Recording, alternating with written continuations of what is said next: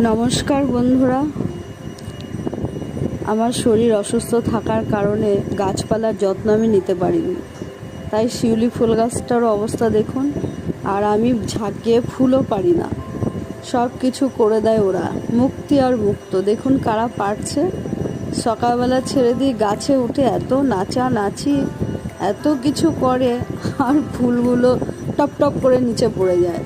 এই দুজনাই করে এই কাজটা, আমার ভালোই হয়েছে।